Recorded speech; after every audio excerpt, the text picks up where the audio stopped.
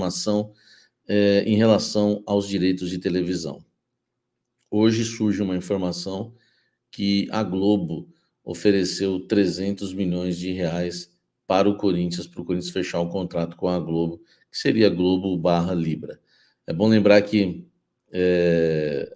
a Liga Forte saiu fora, né, desse contexto.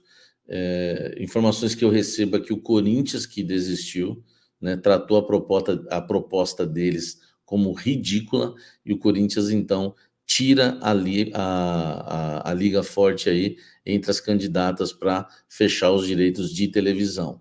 O Corinthians agora tem a Globo, né, a Libra, para tentar fechar. Esse valor de 300 milhões não é verdade, tá? Uma fonte no Corinthians me disse que não é verdade. O Corinthians está tentando alguns acertos interessantes, mas não é esse valor. A Abrax oferece 240 milhões, lembrando que se o Corinthians alcançar algumas metas, esse valor pode chegar a 270.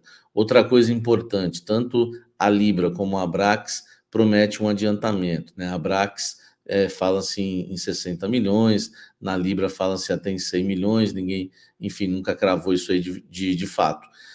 A verdade é que o Corinthians negocia, tentando fechar um melhor negócio. O Corinthians quer estar mais na TV aberta, pode ser SBT, Band, se fechar com a Abrax, tem ainda fechada com a ESPN, o streaming com o Cazé, ou pode fechar com a Globo, simplesmente Sport TV, e também nos jogos que ocorrem no Premier, tá? Além, claro, da TV aberta, a Globo. Então o Corinthians está vendo que vai ser melhor para ele, que é o mesmo número de jogos em TV aberta, tá? Que o Flamengo, e que é a mesma grana que o Flamengo recebe.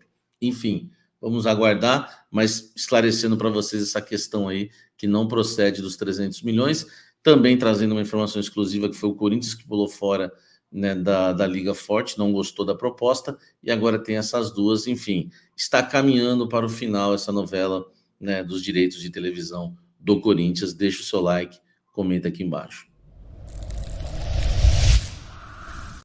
Agora vamos falar da escalação do Corinthians. O Corinthians tem jogo importantíssimo, tá?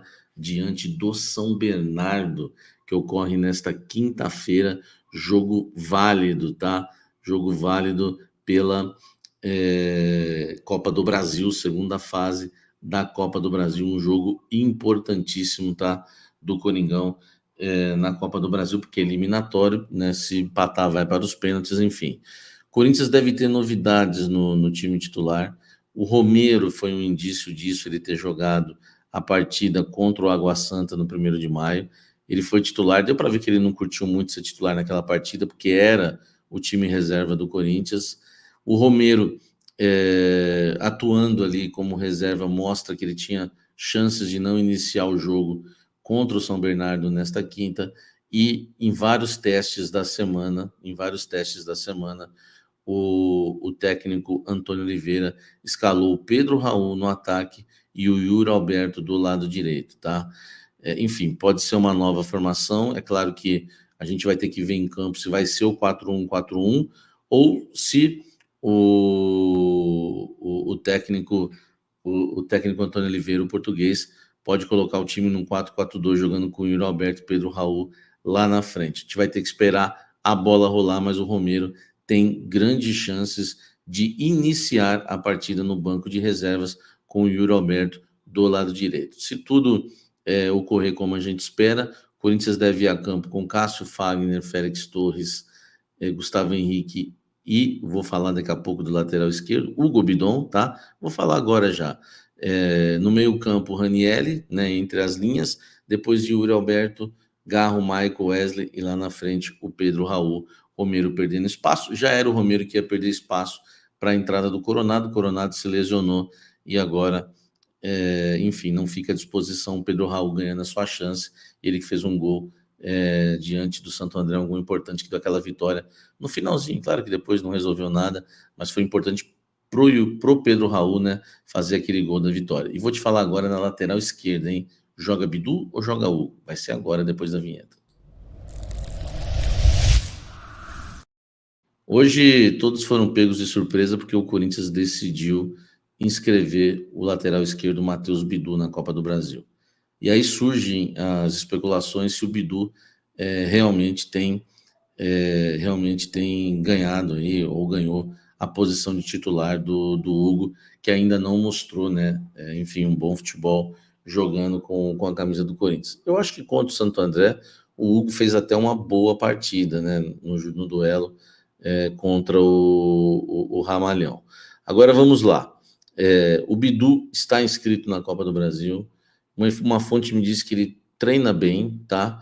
Mas uma fonte me garantiu que ele não treinou nenhuma vez na equipe titular, inclusive nessa semana. Então, essa fonte me cravou que ele não será titular na partida contra o São Bernardo nesta quinta-feira.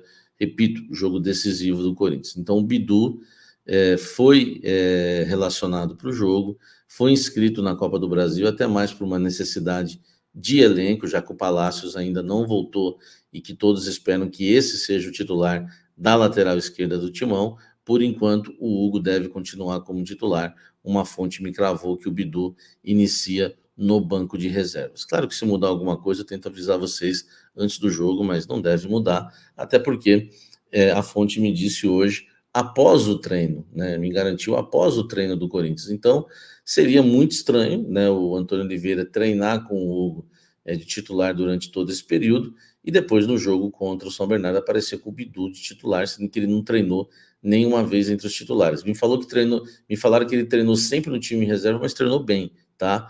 Enfim, a gente já conhece o Bidu, não precisa falar muito da qualidade dele. Então, a informação para você na temperatura certa, Bidu foi convocado, né, relacionado, inscrito na Copa do Brasil, né, mais para compor elenco. Claro que se precisar ele vai entrar no jogo, mas é muito por uma necessidade. Hoje não tem o Palácios, não tem um lateral esquerdo na reserva, mas Hugo será mantido como titular. Comenta aqui embaixo se você acha que está certo o Antônio Oliveira nessa decisão. Ai, meu Deus, agora meu amigo Leonan fica todo arrepiado. Vou falar de Gabigol no Corinthians, tá? Na verdade, eu decidi apurar mais uma vez, tá? Às vezes as pessoas acham, sabe, de novo esse assunto.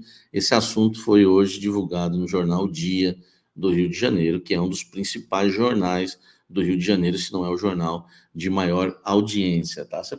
Muita gente viu o post aí nas redes sociais, né, do repórter Fabrício Lopes, né, que escreveu a matéria, tá? Eu tô aqui, eu nem vou colocar a matéria porque vai gerar e pode gerar algum problema para mim no YouTube. Gabigol, ele começa dizendo 276 jogos, 155 gols, uma média de 0,56 gols por jogo, 43 assistências, 11 títulos e um vice-campeonato mundial. Esses são os números alcançados por Gabigol desde a sua chegada ao Flamengo, tá? Ele diz mais aqui na matéria. Entretanto, seu contrato chegando ao fim em dezembro, sem um posicionamento do clube para renovação, Gabigol já começa a pensar em seu futuro longe do Mengão. E o Corinthians segue acompanhando de perto todo o desenrolar da situação, aguardando paciamente por um desfecho favorável à ida do artilheiro ao clube paulista. O Corinthians pensa ainda em oferecer ao jogador um pré-contrato a partir do meio deste ano. Enfim, tem mais coisas lá na matéria, inclusive detalhes sobre esse pré-contrato e também em relação aos números do Gabigol na atual temporada, né, que não são nada bons, né? Ele tem 293 minutos jogados, 2 gols apenas. O Pedro, que é o seu principal concorrente, tem 552 minutos, 9 gols e uma assistência. O Gabigol é o quarto artilheiro do Flamengo no Carioca, fica atrás do Pedro, do Cebolinha e do Arrascaeta, tá? Eu fui apurar, fazer minha parte, né? Não dá só para ler a matéria e crer na matéria.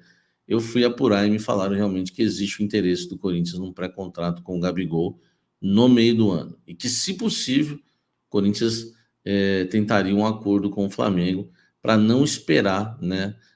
Para ter o Gabigol somente na temporada 2025. O Corinthians tem um salário para oferecer para ele. O Corinthians, enfim, teria que se virar com o Flamengo. O Corinthians não quer pagar também uma grana de direitos econômicos para o Flamengo, até porque ele está com um contrato no final. O Corinthians visa um salário apenas para ele, claro que seria um ótimo salário, e claro, né, tem a intenção de contar com o Gabigol. Não há negociação aberta, mas há um monitoramento do Corinthians visando um pré-contrato no meio do ano, para quem sabe já tentar também uma liberação. Mas eu vou repetir uma coisa para vocês: a informação do dia bate com a informação do Corinthians, mas eu tenho sempre um adendo a fazer, como eu fiz na primeira vez, acompanhando todo o caso, trazendo as informações, muitas vezes em primeira mão do caso do Gabigol. O problema sempre é o Gabigol.